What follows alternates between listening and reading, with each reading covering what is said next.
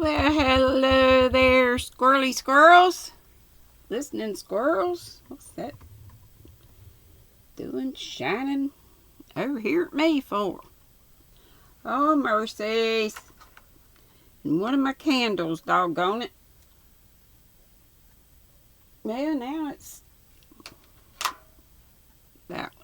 it's shining a little bit, but barely. Tell you, these things are so aggravating with keeping batteries in them. I am so glad I got those rechargeable batteries. I've had to get 2 batches of them because, after you use them so long, they kind of get, were they not any good anymore? Now, how do I find my book?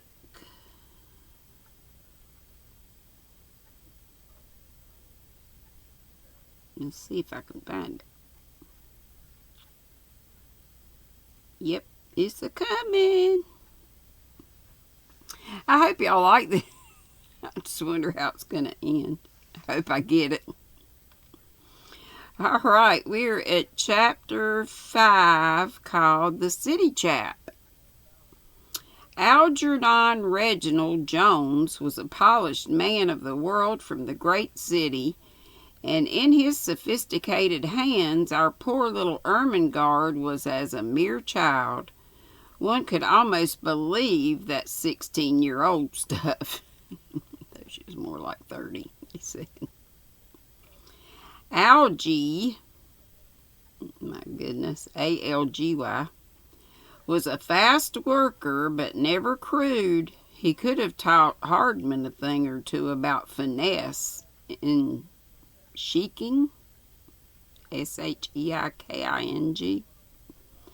Thus, only a week after his advent to the Stubbs family circle, where he lurked like the vile serpent that he was, he had persuaded the heroine to elope.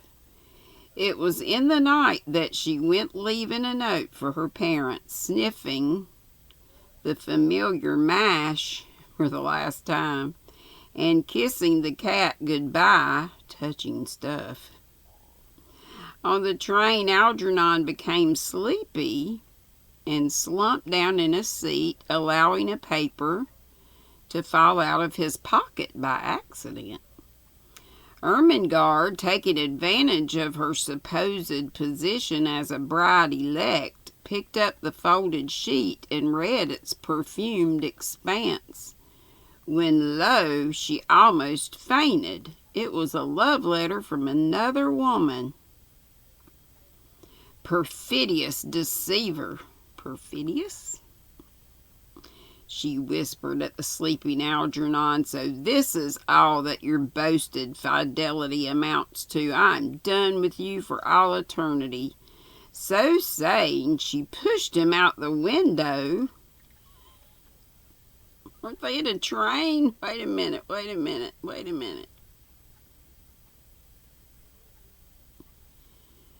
they in a train? Yeah, on the train. He became sleepy and she pushed him out the window. Lord help. And he was asleep and settled down for a much needed rest. Chapter 6, Alone in the Great City. Well, he was come and gone in no time flat, right? When the noisy train pulled into the dark station at the city, poor helpless Ermengarde was all alone, without the money to get back to Hogton. Oh, why, she sighed in innocent regret, didn't I take his pocketbook before I pushed him out? Oh, well, I should worry. He told me all about the city so I can easily earn enough to get back home, if not to pay off the mortgage. But alas, for our little heroine, work is not easy for a greenhorn to secure, so for a week she was forced to sleep on park benches and obtain food from the bread line. Once a wily and wicked person, perceiving her helplessness, offered her a position as dishwasher.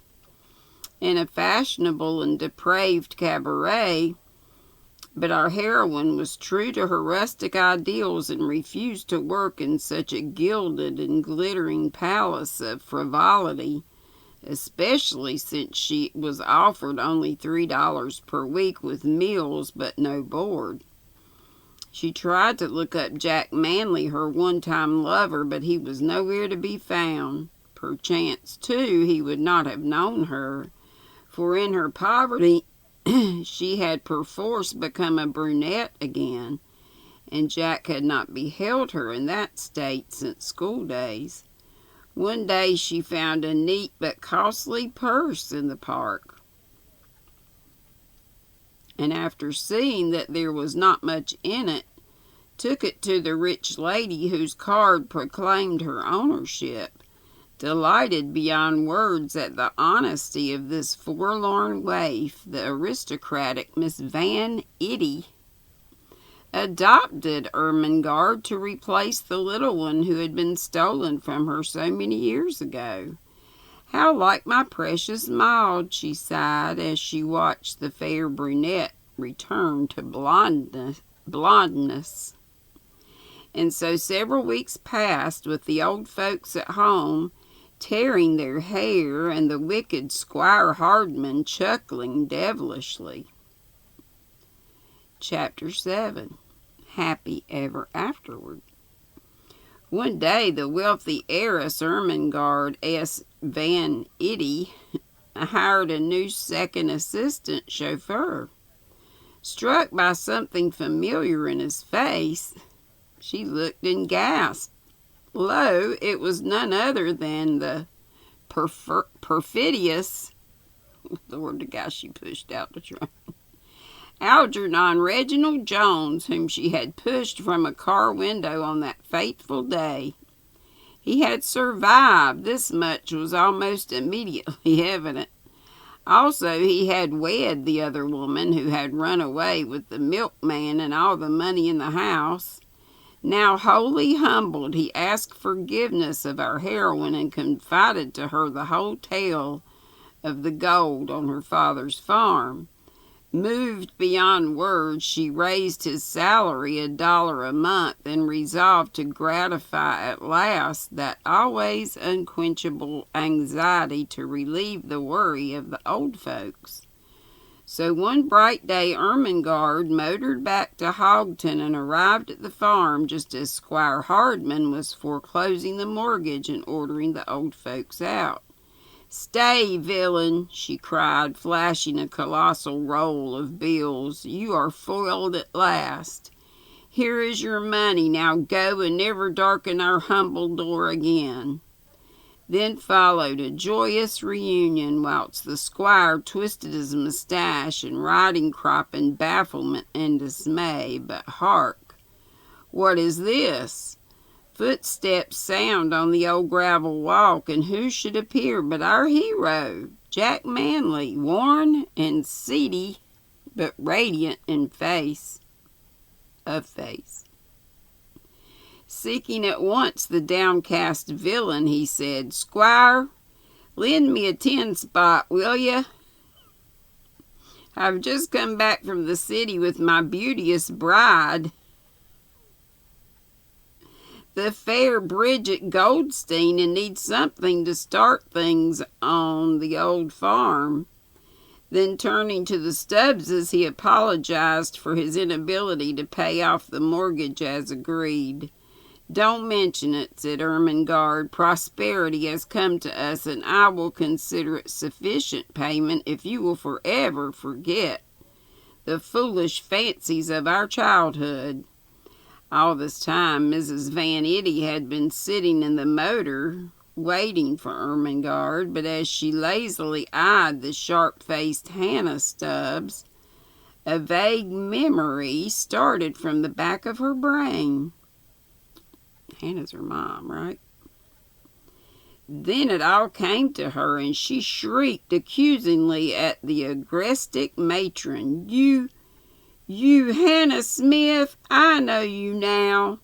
28 years ago, you were my baby Maud's nurse and stole her from the cradle.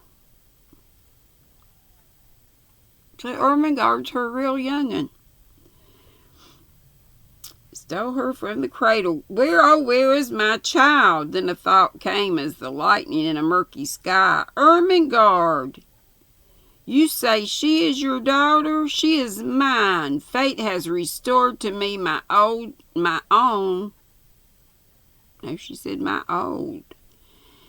Child, my tiny Maudie, Ermengarde Maud, come to your mother's loving arms. But Ermengarde was doing some tall thinking. How could she get away with the 16-year-old stuff if she'd been stolen 28 years ago? And if she was not Stubbs's daughter, the gold would never be hers. Miss Van Itty was rich, but Squire Hardman was richer. So approaching the dejected villain, she inflicted upon him the last terrible punishment. Squire dear, she murmured, I have reconsidered all. I love you and your naive strength. Marry me at once, or I will have you prosecuted for that kidnapping last year. Foreclose your mortgage and enjoy with me the gold your cleverness discovered. Come, dear. And the poor dub did. The end.